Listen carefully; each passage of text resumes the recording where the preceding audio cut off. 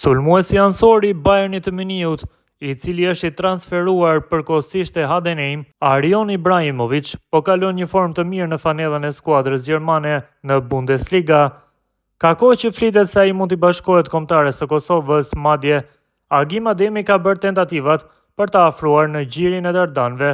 Futbollisti ende nuk e ka dhënë fjalën e tij përfundimtare, ndërsa mediumi bosnjak Sport entuziazmohet nga një foto e tij. Ibrahimović ndezi zjarrin në heshtje, të gjithë mbetën pa fjalë kur pan flamurin në këpucët e tij.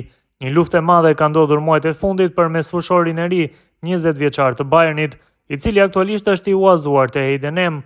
Po flasim për Arion Ibrahimović, i cili mundet që të zgjedhë të luajë për njërin nga tre kombëtaret, Gjermaninë, Kosovën dhe Shqipërinë. Në muajt e fundit u shkrua se ai është më afër që të luajë për kombëtaren e Kosovës. Mes fushori i ri i Bayernit u takua me presidentin e Federatës së Futbollit të Kosovës, Agim Ademi, dhe bisedat shkuan shkëlqyeshëm.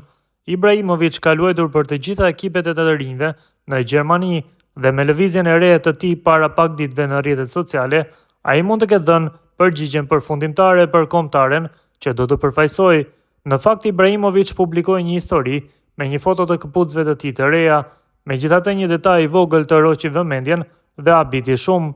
Në këpucët e futbollit, ai ka vendosur edhe flamurin e Kosovës, vendit të tij të origjinës. Kjo ndoshta hoqi dilemat e fundit rreth të ardhmes kombëtare të këtij futbollisti 20 vjeçar, shkruan mediumi bosnjak. Ibrahimović me ekipin e Heidenheimit po luftojnë për të siguruar mbijetesën në Bundesliga.